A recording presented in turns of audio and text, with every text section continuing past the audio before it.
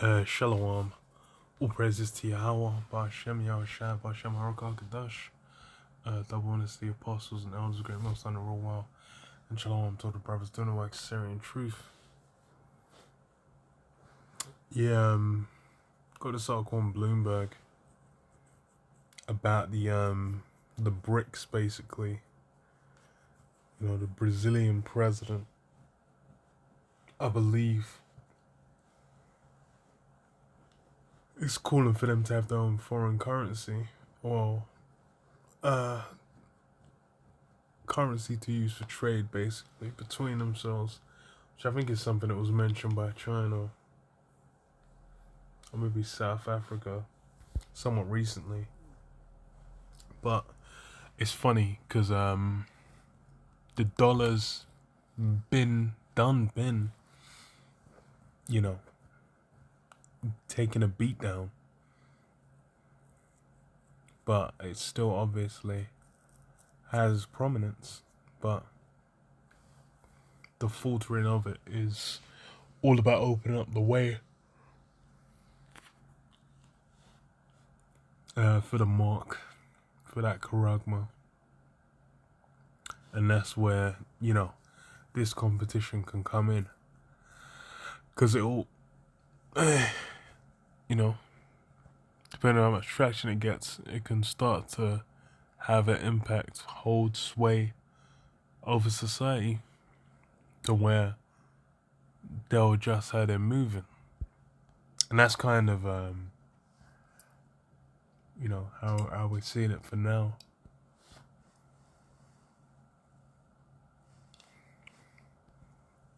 But, you know, a full-scale crash is, you know, a splendid opportunity. Just as, you know, the quote is, don't waste a crisis, or something to that effect. You basically want to always make sure, well, these elites, they always make sure they can utilize, you know, a variety of situations to their desires, to their goals. So it says, supporting China's crusade. Okay. Civil calling the BRICS nations to come up with an alternative to replace the dollar in foreign trade, supporting China's crusade against the US global dominance, just as he prepares to meet with President Xi Jinping in Beijing. And yeah, that's something that has been getting spoken about, is, you know, trying to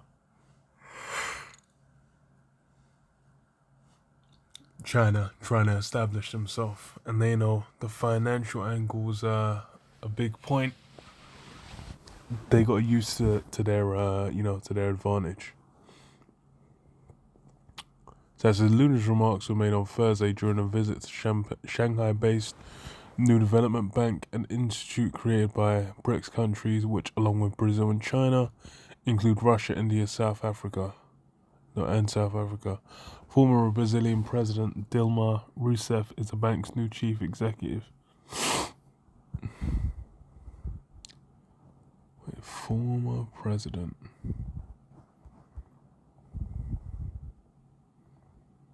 Wait, Lula was also a former president. Okay. So it says, why can't an institution like the BRICS Bank have a currency to fund its trade relations?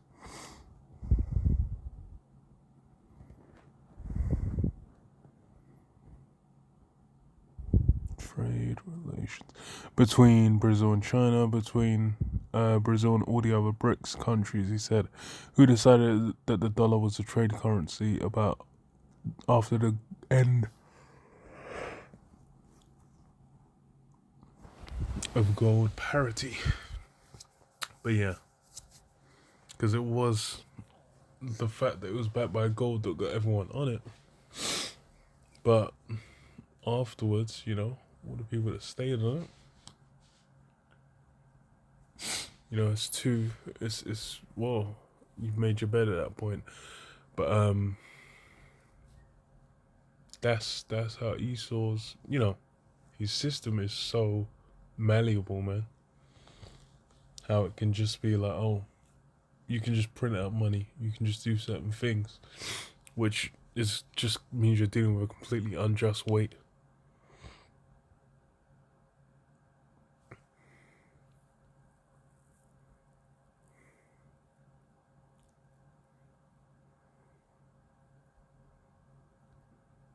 Yeah.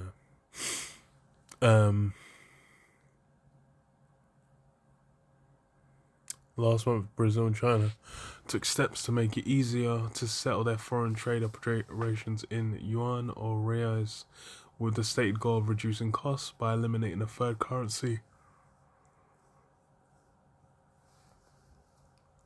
from their transactions. So yeah, China was trying to streamline it, but it's all prophecy because these nations are all being roused, the BRICs especially, for what?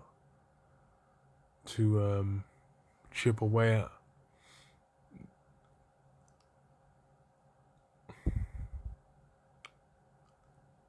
at chip away at America.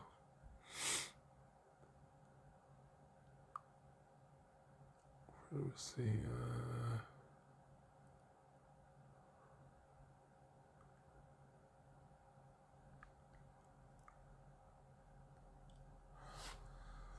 Third currency.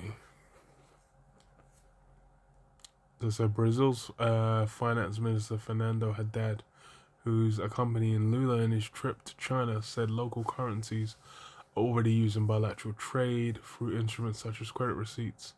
The goal he added, is to expand mechanisms that allow trade operations to be still settled.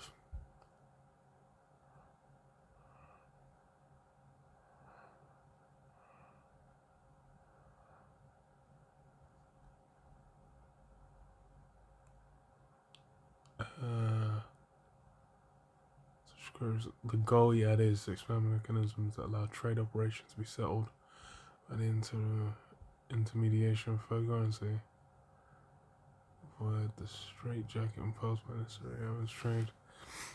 Well, yeah, they were working in tandem because, there's one key goal they're going for.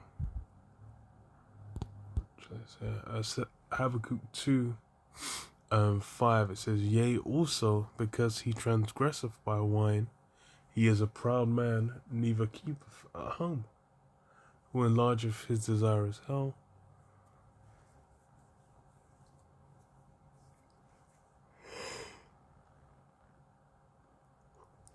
Desire is hell, and is his death, and cannot be satisfied, but gathereth unto him all nations, and heapeth unto him all people. Which that's something that America's been known for, and today still is. Still that spot where people are going,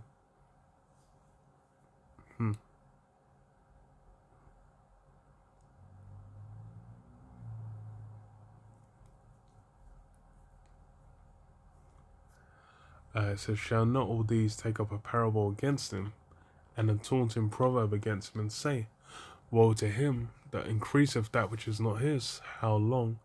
And to him that ladeth himself with thick clay. Yeah.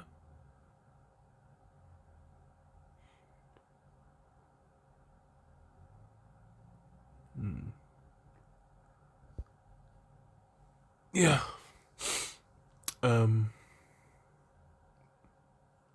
All these different nations, well, like the BRICs, is focused on a specific region. These guys are working against the American system, man. Because why? They're looking for their chance to rise. Because everyone's got a bone to pick. Everyone's got a bone to pick, man.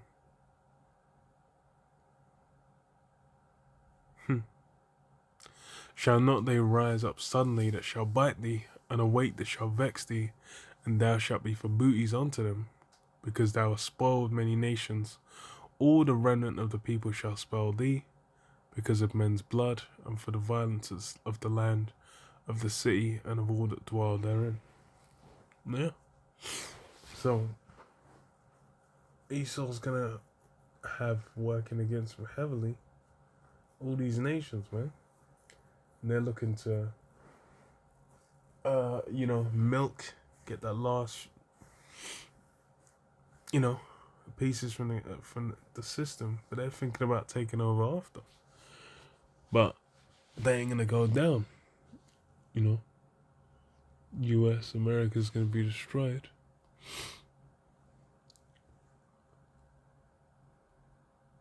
But that don't mean that the heathen are gonna come into power after this. Gonna be Yahweh Shai, it's gonna be Kingdom of Heaven.